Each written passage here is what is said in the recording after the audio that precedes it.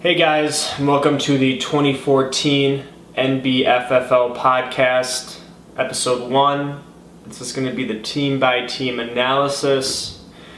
As you can obviously see, we're doing things a little bit differently this week.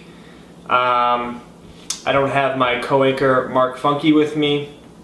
He's busy being an actuary, so because of work, he couldn't make it.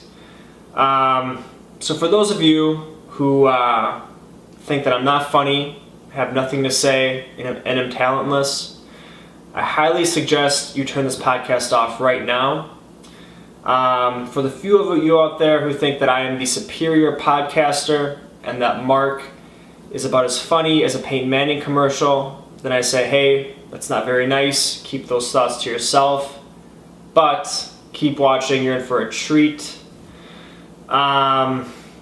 So since we're doing things a little bit differently this week, I decided to bring on Alex Mohammadi as a guest host. So here's the podcast. Hope you enjoy. All right. Alex Mohammadi, how you doing, man? Pretty good. How about yourself? All right. Glad to be back in action here. Oh, yeah. So for this portion of the podcast, we're going to do a team-by-team analysis, kind of recap the draft a little bit. We are going to start with Jim Root's power ranking and go in accordance with that. So coming in at dead last is recent two-time back-to-back champ Dave Funky, the Vinegar Strokes. So general thoughts on his team? You know, I saw it coming. Even though he's had 2 successful seasons, I mean... Would you have sold out this year for basically a guaranteed championship last year? Yes. Absolutely. Yeah. I mean, it was a smart move. Yep. He has a shit team, but he won back-to-back ships. I can't see that necessarily being repeatable unless someone gets extremely lucky. Right.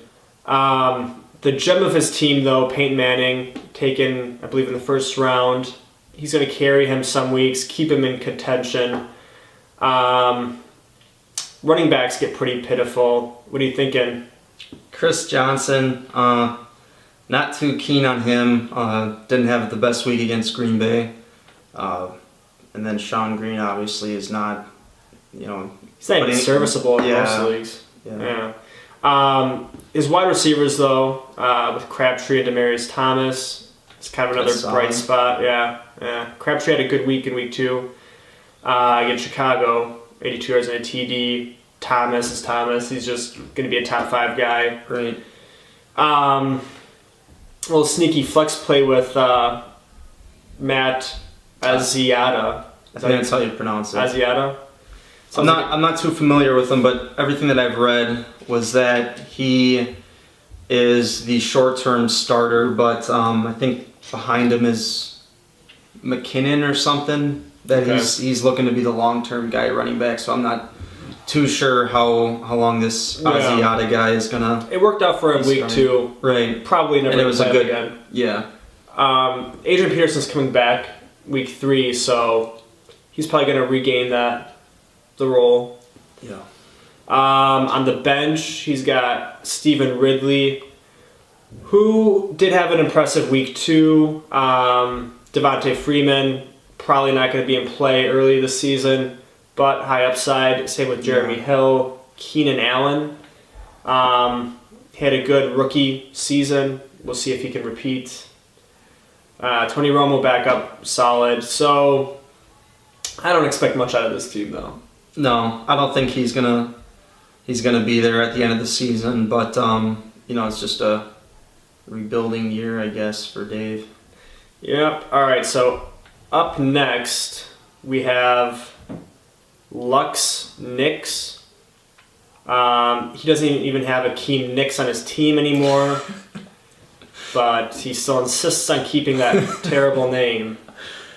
Oh my god. Alright, so this team will load any second here.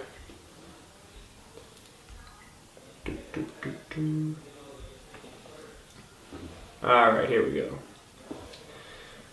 All right, so we have Andrew Luck, Indianapolis's favorite son, at QB. Who I guess is solid. Yeah, Probably be he's a good. top 10 guy, I would assume. He's got a game tonight against Philadelphia, so we'll see. His running backs, Marshawn Lynch and DeMarco Murray. That's a good tandem right there. Oh, yeah. Lynch, so far, so good. A lot of analysts are saying he's going to have a drop-off. Hasn't yet. Scoring 24 and 14 points in weeks 1 and 2. DeMarco Murray, I think exceeding expectations, building off of a solid year last year. I think he could potentially be the number 1 scoring running back this year if he keeps this up. Yeah, at this pace, he'll be the leading rusher, and it's a good pick by Stanzik. Yeah. Larry Fitzgerald, absolute dog shit. I think that would have been a good pickup back in like 2009, but It's 2014, unfortunately, for Stanzik. All right, Mike Wallace, interesting player. 15 and 14 points, very solid. Seems to be off to a hot start. I don't know if he can maintain this. I don't know if Tannehill can stay healthy all season. A lot of big question mark there, but if he can maintain this, I think that's a good pick. yeah. And a good wide receiver too. Vernon Davis exploded week 1, 2 TDs. Week 2 came down to earth. Yeah. Seahawks D. What round was that he picked them in? I think it was something like the 7th or 8th round. Let's take a look here. Seattle. Bear with us here one moment. All right, round 8. He took the Seahawks. I don't know what the fuck he was thinking there. 8th round, taking a defense. He picked the Seahawks in the 8th round. I don't think another defense went until like the 12th round when Jim was basically forced to take a defense because that was like his last pick. Yeah. Apparently he's really high on this defense, even though they got negative 3 points in week 2. And as good as they looked against Green Bay, they only scored 8 points for them, which is slightly above average for a defense, I guess. I think that was a stupid move, but then again, who am I to judge? Deshaun Jackson on his bench is questionable. He picked up an injury last week. He's got a good backup QB in Phillip Rivers. Other than that, it's looking pretty scary for him on the bench. Yeah, not a lot of depth there. Yeah. Ryan Matthews, who had a solid week 1 with 13 points, exits with an injury in week 2 as expected, right on point. The guy's always injured. He's useless. I'm not expecting a playoff from Luck Snicks, are you? No, I think Stanzik's in that bottom tier of teams. You could probably put 3 or 4 teams in there that I would not give any shot to make the playoffs. Let me ask you a question. Okay. So, looking at his teams throughout the years, we all kind of have a general disdain for his teams. Aren't really big fans of any of them. Would you rather be stuck with his teams throughout the years or be dropped off in the middle of the Gaza Strip in the middle of an airstrike for an hour? If you had a pick. I'd obviously take his team because I'm not going to get killed. Wrong answer. Alright, moving on. Moving on. At 8, we have yours truly, Jamarcus Russell. Hey, what's with the name, by the way? I've always been a huge Jamarcus Russell fan. You've been a fan?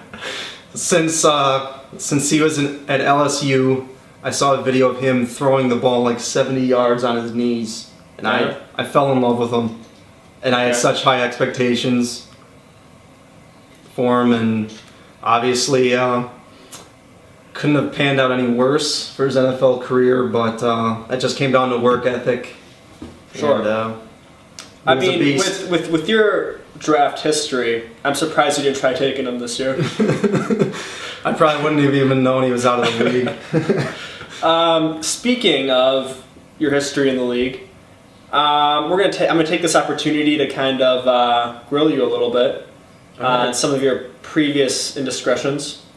So why don't we start off with I think what is the most infamous and lopsided trade to ever go down in NBFFL history.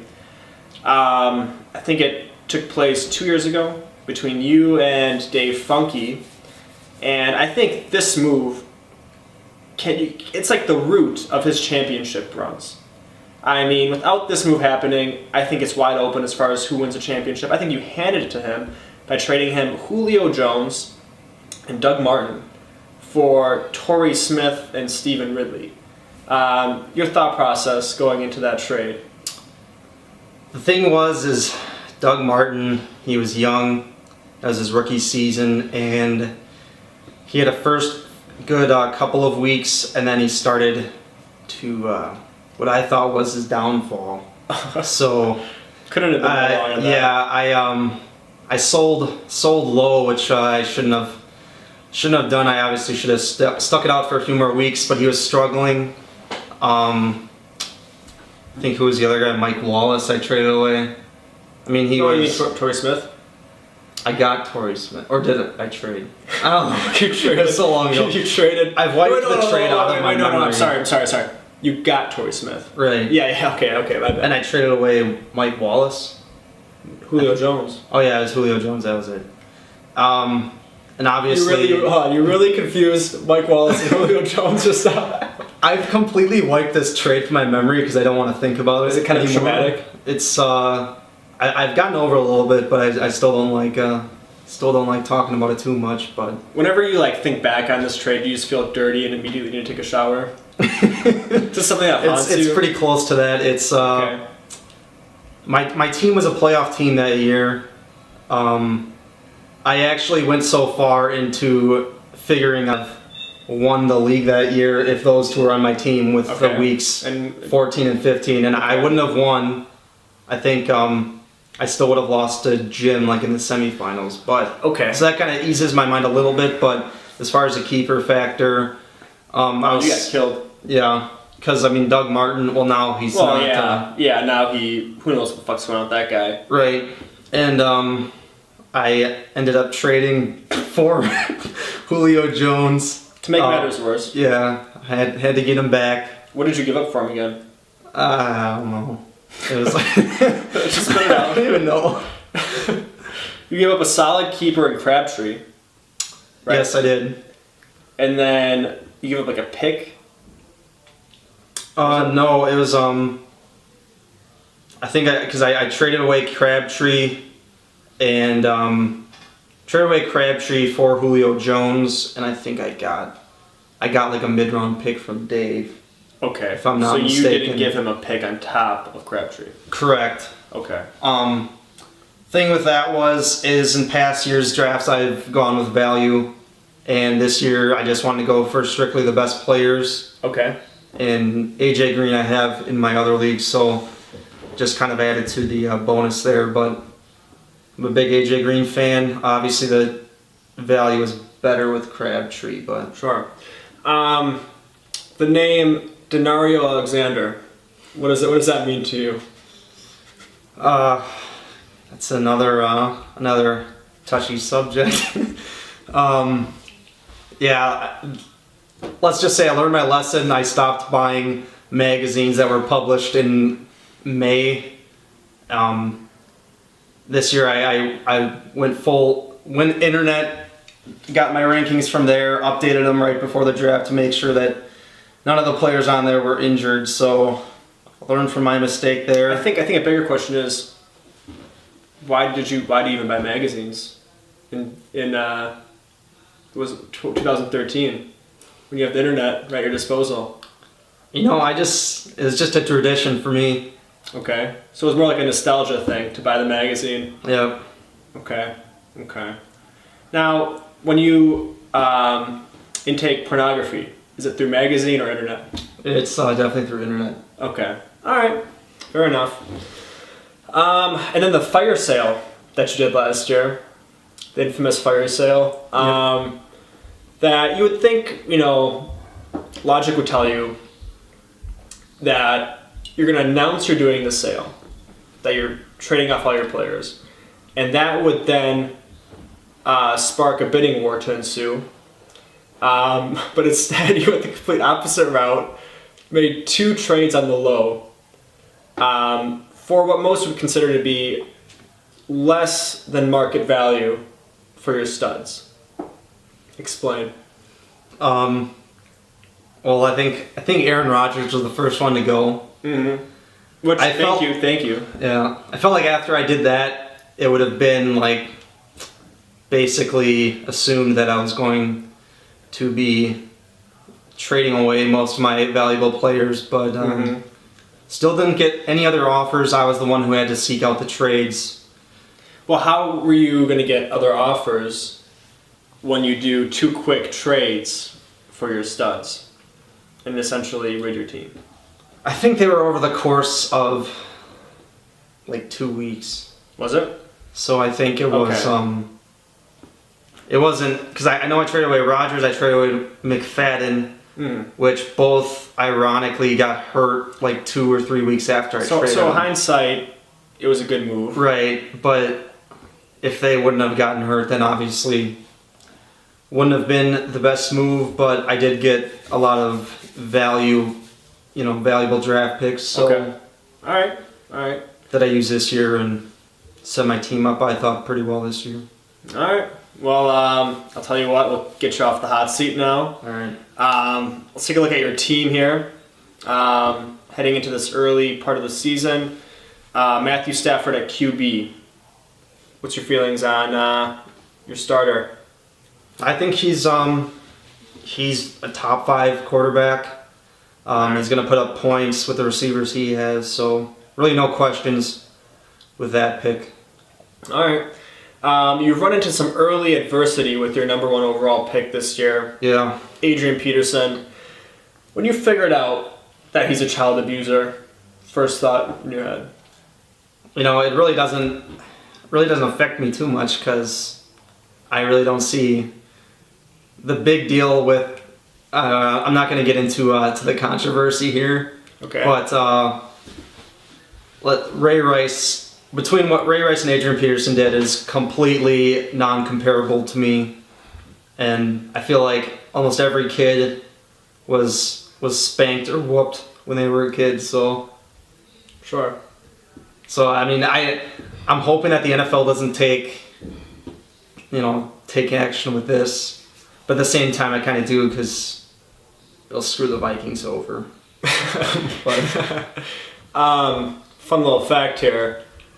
In Adrian Peterson's own percentage, 0.1% of ESPN fantasy players have dropped Adrian Peterson since figuring out that he's a child abuser. So smart play in those 0.1% of leagues.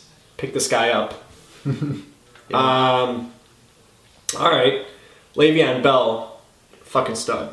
I think I picked him last year in the 8th round, so at the time he had a foot problem, but I knew he had high potential, so Okay. figured he was worth the risk.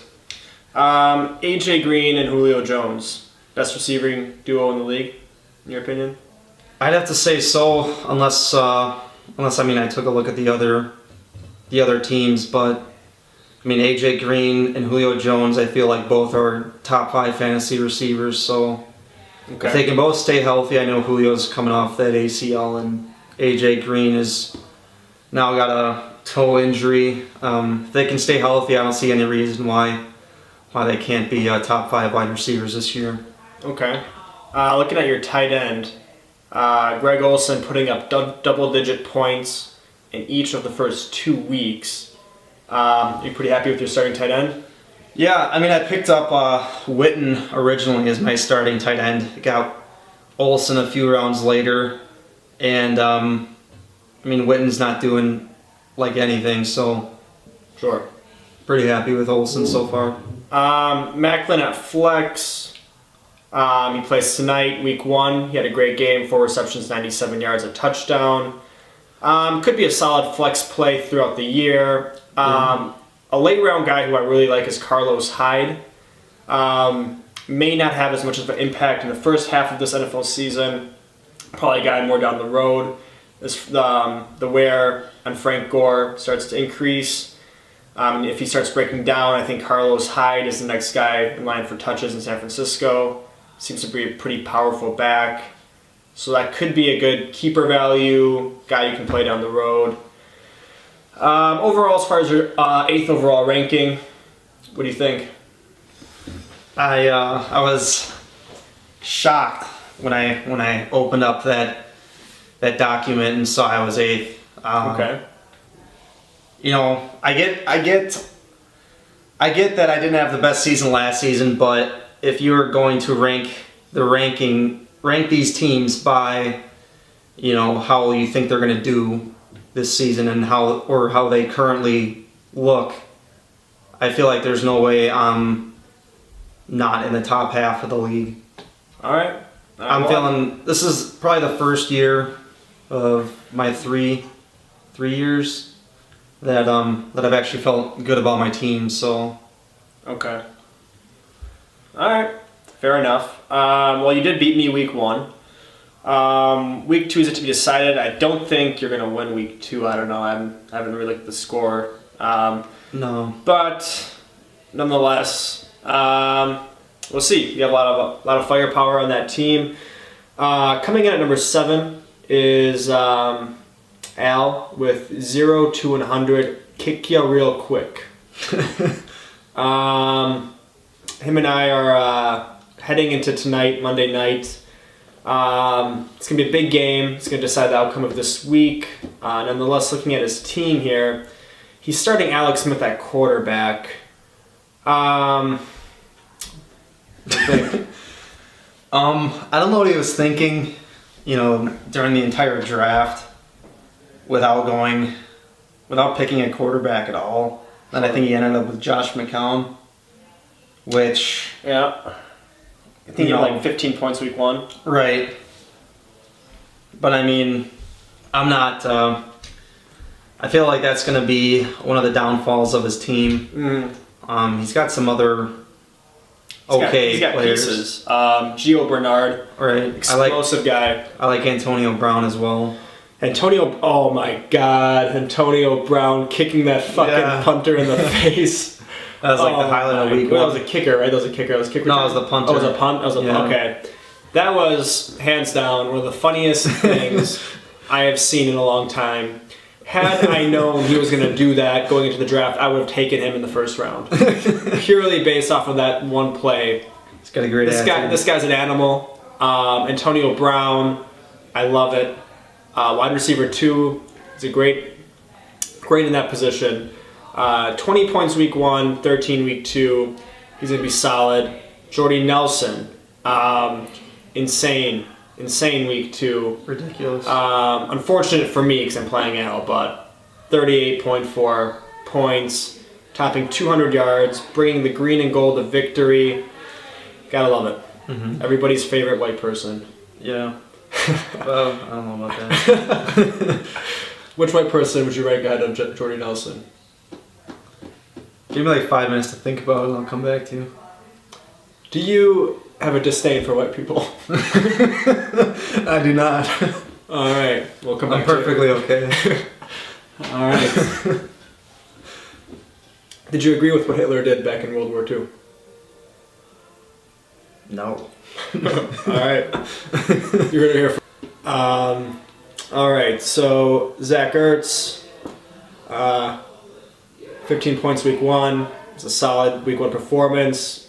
Tonight we'll see what he does. Hopefully puts up a donut for my sake. Packers D, I can't see him playing the Packers D throughout the season. Can you? No. So we'll just move on. On the bench, Josh Gordon reduced to 10 games. What's your thoughts on that? I mean, it was a risky pick. Oh no, he kept him, right? He kept him. Yeah. Seventh round. I guess there's really nothing you could have done about it. Yeah, he kept him before I think the suspension was issued. Right. So I mean, it could turn out to be. It could turn out to start some games late in the year. I'm just not sure if Al's still going to be in the playoff race at that time. It might be a little too late. Even though we're in a tight game this week, he could beat me. I could go to 0-2, so I'm not necessarily one to talk per se, but I think that out of everyone, he is the early season pick for the Jody. Potentially, yes. So, I mean, he really doesn't have shit on the bench. Steven Jackson, I think he's washed up. He scored 5 points in the first 2 weeks each. Andre Williams, nothing there. Jordan Matthews plays tonight. First week had 4 points, but he's a rookie. He's going to take time to develop. Lamar Miller is already injured, so I don't know. A lot of question marks. It's an ugly sight. This is looking like a war zone. That's how ugly this team is. Next.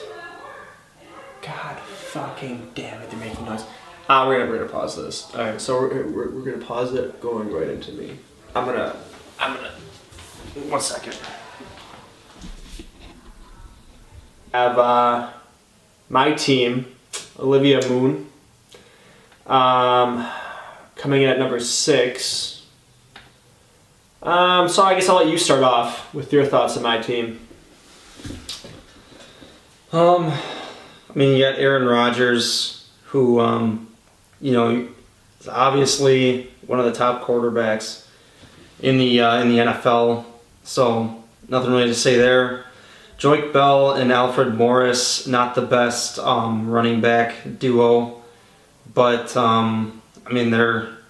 they're serviceable. Maybe Morris can pick up back where he was a few seasons ago. Well, I'll tell you what. I'm liking Morris so far this season. They seem to be relying on him a bit more. He's making the most out of every touch he gets. Week 1, 14 carries, 91 yards. Should have had a goal line TD. It was taken away from him by the fullback. So I forgot who the fullback is, but fuck you. In week 2 against Jacksonville, 22 carries, 85 yards, 2 TDs, top 20 points for me. So he put up legit RB1 numbers there. So I'm hoping he can get back to his RB1 status he had after his rookie season. Joique Bell, when I picked him up in the early in the draft, I was looking for a guy who in a PPR format would be serviceable, as you mentioned. So far, so good. Double-digit points each of the first 2 weeks at 12 and 10. Then again, it's not great. Those numbers aren't going to overwhelm anyone. But I think he could be a solid RB2 flex play week in, week out. So, Dez Bryant, Reggie Wayne. I love the Dez Bryant pick. I think he's going to be a top 5 guy. What's your thoughts on Reggie Wayne this season? It's going to be interesting to see how he responds after being out so long with that knee injury. He's set up well in Indianapolis. He's got luck throwing the ball to him. So I think the only thing that's going to be holding him back is that knee. And obviously he's aging, but it could be a solid pick. I think I didn't like taking him as my wide receiver 2. But after his week 1 performance in Denver, it seems like the volume will be there for Wayne. 9 receptions, 98 yards, 14 points. If he can keep a high number of receptions going, I think he'll be a solid play in PPR formats. Julius Thomas at my tight end, I love the guy. Top 2 tight end, right behind Graham. I had an erection week 1 as he was scoring 3 touchdowns for me and topping 30 points. That's how excited I was. So I think there's going to be a big season in line for him. I think where I run into some issues is at my flex. I started Justin Forsett, picked him up off the waiver wire. He seems like the more explosive back between him and who the hell is the backup? Bernard Pierce. Bernard Pierce, that's right, thanks. So he seems more explosive, but Bernard Pierce is a bigger guy, probably going to get the brunt of that workload. DeAndre Hopkins on my bench could potentially fill out at my flex. Has a touchdown each of the first 2 weeks. Looks very athletic. So if he pans out to be the top wideout on the Texans, I think that could be a good pick for me. As far as my 2 Colts running backs, I really don't know what to make of these guys. Seems like a platoon at the moment. Richardson is just a plodding piece of shit. Martellus Bennett is backup tight end. Has been very solid. Double-digit points the first 2 weeks in that high-octane Chicago Bears aerial attack. So where do you see me ending up this year? I mean, you don't have a bad squad by any means. I feel like you're going to just miss out on the playoffs. I mean, there's a few. Thanks a lot. Because, I mean, the way that you've started, lost in the first week, could drop to 0-2 this week. It's going to be tough getting out of that hole. I mean, it's still possible, but, there's a lot of question marks. I feel like if you make a few moves, you have a few guys on your team, like Matt Ryan, Martellus Bennett, who could definitely be starters on any team. If you can strengthen other areas of your squad, I feel like the playoffs aren't out of the question. All right. Well, moving on to number 5, we have Gronk's last stand. Michael Chapkowski. All right. Things are going south pretty quick for this squad. I don't know how he was ranked as 5th. Yeah. Jim, I don't know what you're thinking, buddy. RG3, he's out. No surprises there. When I see him play, he just looks like a scrawny, used to be athlete. He doesn't look athletic anymore. He looks like a has-been. Every time he gets hit, I say ow for him because it's like he's just like injury waiting to happen. Yeah, I mean, from what happened this past week, dislocated ankle. Some doctors from the outside looking in said that that's the type of injury that could be potentially season-ending. So, all right, that could be. And he's got Jake Locker on the bench. He had a great week 1, came back down to earth week 2. So QB is going to be a big question mark. Jamal Charles, he's out with a injury in week 2. According to ESPN, there's no timetable. It doesn't look to be too severe. Having said that, though, only 7 rushing attempts in week 1 for 19 yards versus Tennessee. That's not the stuff that the top-ranked running back in fantasy football are made of. 9 total carries in the first 2 weeks for 23 yards. We could have the biggest bust of the year happening unfolding right in front of our eyes. For sure. I mean, but I can't really fault Chubbs because I think everyone would have said that Charles was going to be one of the top 3 running backs this Based season. off of what he did last year, I agree. Right. Looking at his wide receivers, Emmanuel Sanders as his number 1 overall wideout. I think that's a good pick. I like the pick. I see the logic in it with Wes Welker having the concussion, and he's just another concussion waiting to happen, and with the suspension, and with Decker out of Denver. The volume should be there for Emmanuel Sanders to flourish. Thus far, no touchdowns in the first 2 weeks, but putting up double-digit points. I don't know if he's a bona fide number one, but he will put up points week in and week out, so Yeah. I can't necessarily fault him for that. And then at wide receiver 2, he's got Marquise Colston. Put up a donut in week 2 after having an 11.5 week 1 Are you sure performance. did he play? Yeah. Well, That is- I don't know. Hold on. It has to seem like a mistake. Hold up. Colston failed to catch a Oh my God, pass he in did play. Sunday's loss in Cleveland, snapping an 86-game streak in which he caught at least one ball in a game played, according to the New Orleans Times Picayune report. All right. So yeah, I don't really like Colston that much. In my opinion, he's more of a flex play than a wide receiver 2 Yeah. at this point. Speaking of the flex position, Dwayne Bowe is his flex. I hate it. That was a questionable pick when it first happened. I don't know. As I said, I during, didn't even have Dwayne Bowe in like my top 50 receivers. I wasn't even considering taking him at any Yeah. point. Yeah. Maybe Chubb sees something that we don't. Having said that, my comment during the draft still stands. I would rather be circumcised again than take Dwayne Bowe at that pick. So that tells you what I think of it. Okay, hold on here. So Alshon Jeffrey was on his bench.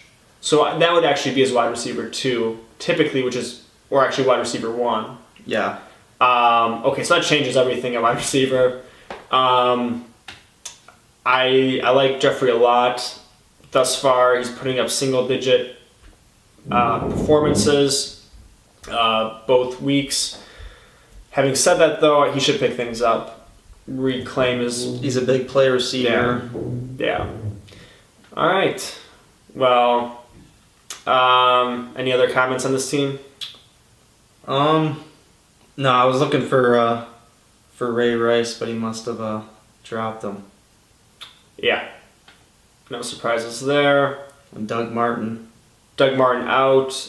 He's just a mess at running back right now. It's the first year I'm glad I can say Doug Martin's not on my team.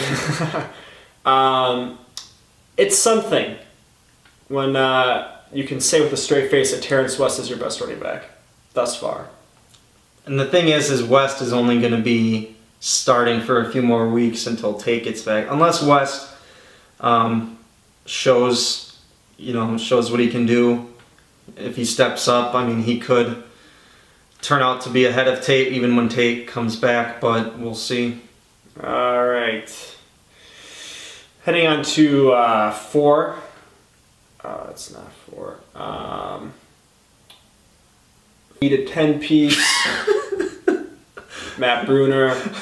I don't get it. That's just me. It's hilarious. You think that's funny? I didn't even see that. Combined with his logo of Rick Ross. Alright. When reading his team name, I read it in a Rick Ross voice. I think that's the thing that makes So it so in your mind, you funny. just go, Yeah.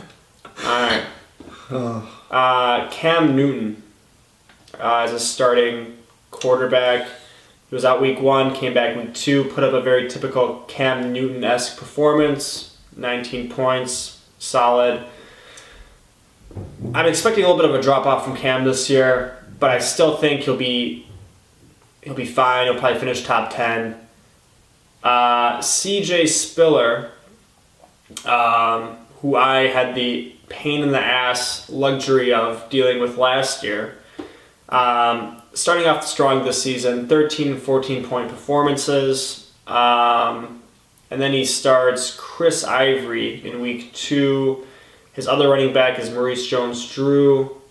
And is that it? Yeah. Yeah. 3 running backs on his roster. What's your thoughts on that? Obviously, it goes without saying, not a lot of depth. CJ Spiller, after the season he had last year, he's It's a gamble. he It's would a not gamble. he would not be in the first running back slot for me. No. Chris Ivory splitting carries with Chris Johnson. I mean, Thus far it's worked out. he's put up points, so But then again, that's fine. you but take away that touchdown each week, he only has right, 10 and 13 attempts. first week he did get a lot of yards. He's but not- with- that was off a big run, I remember. With that low of rushing attempts, he's not going to put up the numbers he's putting up right now. Right. So his stats are a bit inflated with the touchdowns. He's not going to get a touchdown each week. One can assume. Calvin Benjamin at the flex came back down to earth week 2 after an 18-point performance. He's got Wes Welker on the team, whose suspension just got lifted. That'll be a bit of a boost. Probably plug him into the flex position to go along with Randall Cobb and Pierre Garçon, which was probably the strong spot of his team at wide receiver. Cobb off to a very good start. Garçon, Not a good week 2. yeah, not a good week 2. Week 1. Week 1, okay. Marcus Wheaton, he's a guy I like and who I think has a lot of potential in Pittsburgh. So we'll see. That's something worth monitoring. I think he could break into the starting lineup at some point on Matt's team. Something I liked about his team was Jordan Cameron. Obviously, he was hurt, so he had to sit out for week 2, and then plays Delaney Walker, who had a monster second week. So Yeah. that worked out really well. That very sneaky play with Delaney Walker. Yeah. Couldn't have worked out better. For him. Yeah. Okay, something I'm seeing here. Brandon Marshall's on his bench. Yeah. So pair him with Randall Cobb. He probably rivals you for best wide receiving starting duo. He benched him because I think he was questionable. Yeah, his status was up in the air. But Couldn't have been a worse time to bench him when he goes off for 3 touchdowns. It's a rough one to take on the chin, Matt. Feel sorry for you. But at least we know Marshall is still Jay Cutler's favorite target. And there's no doubting that, even with Jeffrey emerging. So that's the silver lining to this. Do you see Matt making the playoffs? I think he very well could. He's got Cam Newton, who is a solid quarterback. The only thing that worries me is, as we spoke before, was his running back depth. I mean, his wide receivers, Marshall and Cobb, I feel are a good pair. Once Jordan Cameron gets back, it's a good tight end. He's pretty much solid from head to toe. He just has to hope that his running backs are still producing and still stay healthy.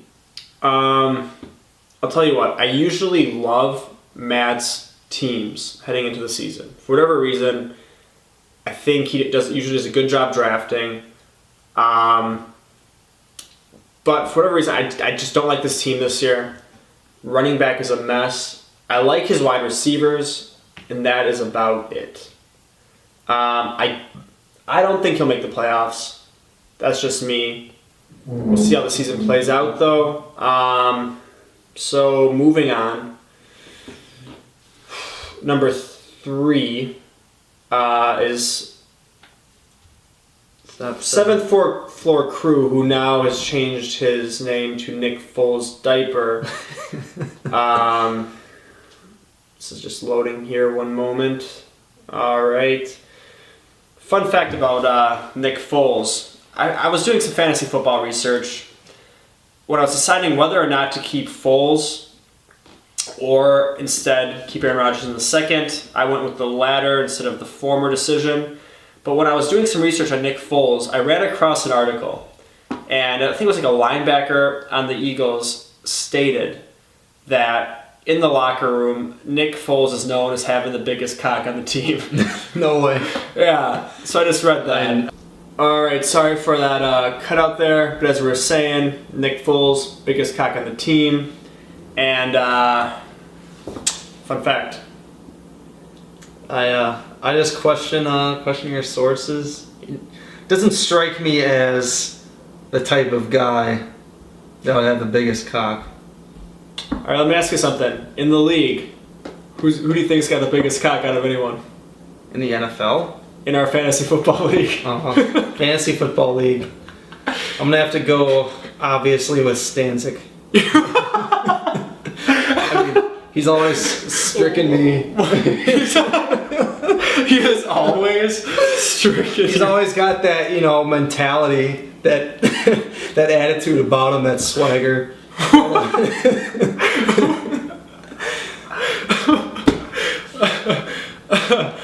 Stanzik out of anyone, huh? So it's my gut feeling. All right, I guess you got to go with your gut then. Who'd you choose? why was that question brought up? I don't know, but if I had to choose, I'm not gonna pick because that's a gay. All right, moving on. All right. Fair enough.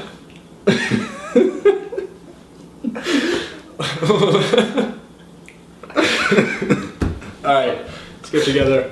Sean McCoy, Adrian Peterson at the running back position.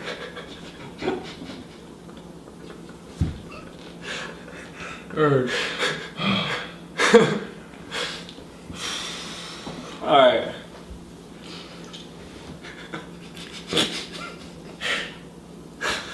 All right. Sorry about this. Sean McCoy, Arian Foster. Arian Foster, I think, has answered a lot of questions as to whether or not he could reclaim his RB1 type production. So I think he's solid. LaShawn McCoy, 14.5 points in week 1. Okay, it's an okay outing. He's playing again tonight, so we'll see what he does. I have no concerns with him, though. Percy Harvin and Cordell Patterson. Gets very interesting at wide receiver. Both potentially the most explosive players at the wide receiver position. Both used a bit unorthodoxly, as they're kind of coming in and out the typical X wide receiver 1 slot on the field, and both working in the slot as well. Even working in the backfield, taking carries. So they're kind of utility type wide receivers, getting a ton of touches. I think that they might even return kickoffs as well. Yeah. I think. So Cordell Patterson, huge week 1, dipped down in week 2. Percy Harvin, though, been a bit more consistent, putting up double-digit points in the first 2 weeks. Travis Kelce at tight end had an okay week 2 at 10 points. I don't know what to think of. What do you think about that? I've never heard of the guy. So I don't really have an opinion. All right, that'll do it. At the flex, Kendall Wright. To me, he's just another guy. He's going to have some solid weeks. Sometimes he'll dip down. On the bench, you got Torrey Smith, Terrence Williams, Toby Gerhart. All have potential to produce on any given week. Not really elite level guys, but they're guys that he can plug and play. Yeah, I mean, he's got some pretty solid wide receivers, I think. Like you said before, Percy Harvin and Patterson, 2 big play receivers. It's just going to depend. I mean, are they going to be reliant upon a big play every week to get him points? Torrey Smith doesn't really seem to do anything unless his brother dies. It's a terrible thing to say. Well, the only thing I remember him for, I think when I had him, I know what you mean. He was awful. I know. And then fucking 3 touchdowns. His brother passes away. Yeah. So it's like, all right, he's probably not going to play. I can bench him. And then he goes off. I mean, just a ridiculous week. I'll tell you what. His running backs are going to be the anchor of his squad, and they're going to be what carries him throughout the season if he's to make the playoffs. Yeah. So that's the strong point of his team. Okay, at number 2,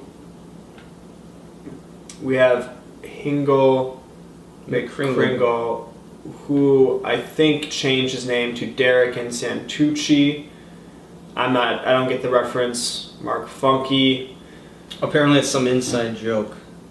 All right. So what do you think of his team?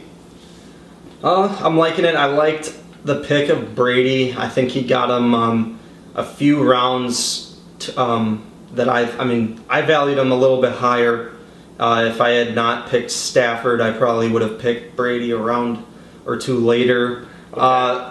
Didn't have the best year last year, but I feel like there's no way that he could have two Down. consecutive bad seasons. He's not Well, he still had- doing the best so far this year. He still had last year 4,000 yards and 25 touchdowns. So by NFL standards, it wasn't a down year, but by fantasy football right. standards, By Brady's standards. sure. Yeah.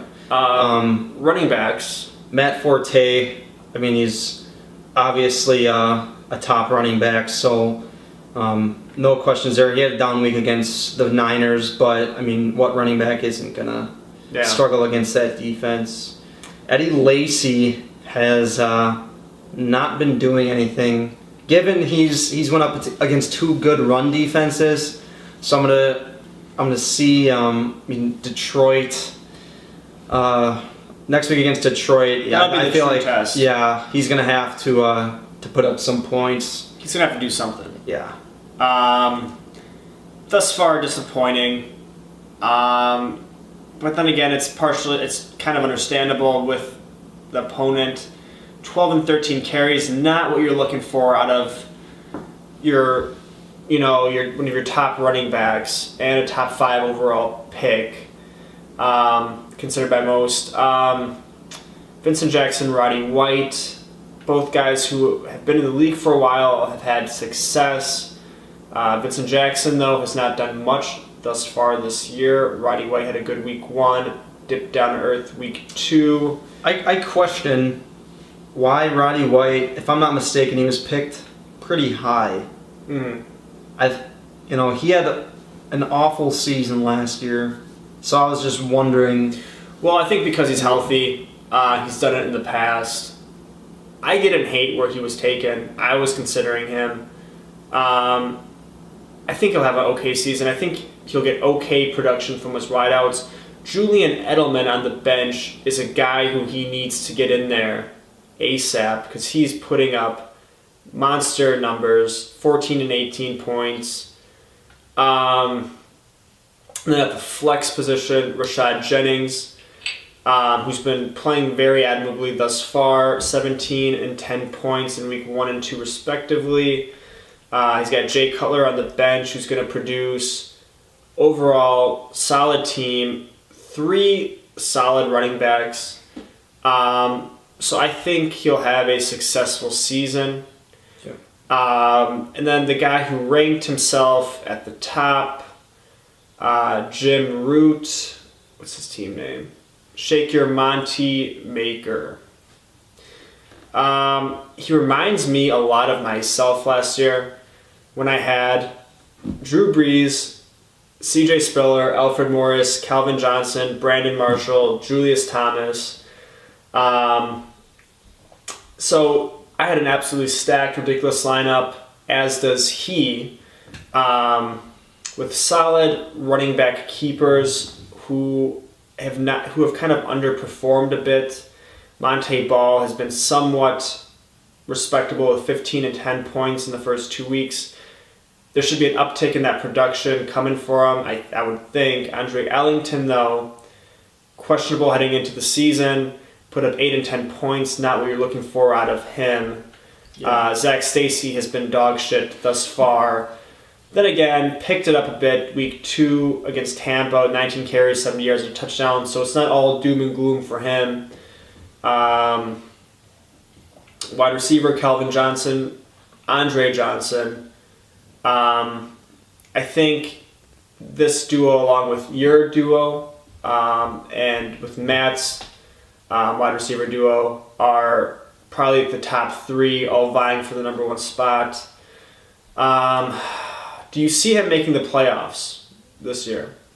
Jim, I feel like he's definitely a lock for the playoffs. If I had to give any team in this league that title, probably be Jim's team. He's He's stacked. But I mean, Breeze is the quarterback, obviously a top quarterback, but with the Saints 0-2, Breeze, you expect him to put up 3 touchdowns. You're looking for week. 20 plus points a game Right. from him. That's what you drafted him for. The difference between like Breeze and say a guy like Cam Newton, Matt Stafford, no offense to you, but Breeze is going to give you a slight edge week in, week out with a high octane offense. And thus far, he's been a bit down at 15 points. It's very pedestrian. That's kind of what Al's been getting with just plug and playing QBs off the waiver wire. So that's not what you're looking for from Breeze. I'll tell you what, I'm going to make a bold prediction right now. Jim Root does not make the playoffs. His team is going to take a dive just like my team did. In essence, that stacked on paper, but this is not going to be the year each of the stars align for each of these players. I'm going to predict that what happened to me last year happens to Jim this year. I feel like you're just predicting that to make yourself feel better. I think you're right. I like Jim's team a lot. I mean, there's really no gap at any position. Tight end, maybe he's a little bit thin, but everywhere else, I mean, he's looking pretty good. We'll see. Looking at the scoreboard for week 2, Jim is projected to lose, setting him to 0-2. Does that change my opinion? Then again, it's early in the season. Yeah. I mean, it's always hard to get out of the 0-2 hole. I mean, no team wants to start off 0-2, but I feel like if he loses this week, he has to win next week. Otherwise, he's going to be in a lot of trouble. All right. So after recapping each squad, best pick of the draft, I would have to say, as much as I hate to talk up Stanzik, DeMarco Murray in the second round, he's playing like he should have been taken number 1 overall. Yeah. He's looking like he could be the number 1 overall scoring running back this year if he doesn't get injured, if he keeps up this pace. He's been an absolute animal, is on pace to lead the league in rushing. And then the worst pick of the draft, pretty self-explanatory. Ray Rice was picked in the 3rd round, which even had that second video of him smacking his wife come out. I feel like still would have been too high. I would have waited until at least the 4th or 5th, just based off his season last year.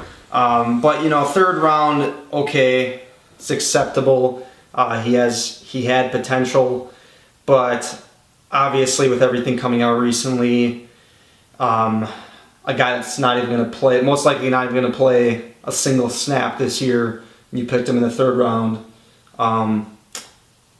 It's makes Denario Alexander look like a steal. All right, so there you have it for the recap of the teams. Right. Sorry for that cutout there, but we're back in action. So, moving on to our final portion of the podcast, we have the hot chick of the week. So, Alex, why don't you take it away? All right, well, it's that time of the podcast again. A lot of you have been wondering who the first hot chick of the week would be. I think everyone knows her. If not, they most likely know her sister. The hot chick of the week is Ellie Surgis. Hot chick. And kind of miss Funky on this one because I always enjoyed his humor in describing the hot chick of the week. But, Ellie Surgis, obviously tremendous, just a tremendous rack. It's obviously her main. That's the first place your eyes go when you see her. Yeah. Overall, well put together young lady, but those tits, holy shit. I actually have a funny story to tell you guys. So my freshman year of college, so roughly 4 or 5 years ago, I was back at home. I was living down in Milwaukee. Mark Dorlack came out with me down in Milwaukee. And then after the night was over, he had something to do in the morning back in New Berlin, so I wasn't too drunk. So I drove us back to New Berlin after a night out. And we came back, and to our surprise, my brother had a bunch of people over, some friends and some girls, and it happened to be Ellie Sturgis and her friends were over. So that night, Ellie Sturgis gets absolutely shit-faced, hammered, blacks out in my bathroom in the basement, and me and Dorlack go in there to help her. And we were just gonna pick her up and carry her to the couch, but out of nowhere she stands up, pulls down her pants, pulls down her thong. We see her vagina straight on. She starts pissing. And then after she pisses, she pulls up her pants, passes out on the tile again in the bathroom. And then Dorlack, very slyly, goes to pick her up, but just gets a handful of tits. Oh my god. In the process. Just the biggest handful of tits I've ever seen in my life. Oh my god. And then carried her to the couch, and that's where she proceeded to pass out. Oh man. But, yeah, so I basically saw her naked. Yeah. And it was fantastic. I would not doubt that. And I know that she's newly single. Yeah. She had a boyfriend, if I'm not mistaken, Yeah. for a few years. And I'm guessing there was a long waiting list of guys Oh, yeah. waiting until she was single. So Looks like she's got a new recent spine tat that says, "Let your soul stand cool and composed before a million universes." yeah. See, Whatever the fuck that means. The only downside to her is sometimes the stuff she posts on Facebook or what have you. Kinda She's like hippie. obsessed with nature, obsessed with animals. She's a hot hippie. Yeah. But, I mean, obviously, I don't think any of us care too much. I don't give a shit. Yeah. I'd bang her hippie ass so hard. So there you have it, folks. That was the first podcast of the 2014 NBFFL season. Good luck to everyone. We'll see you shortly.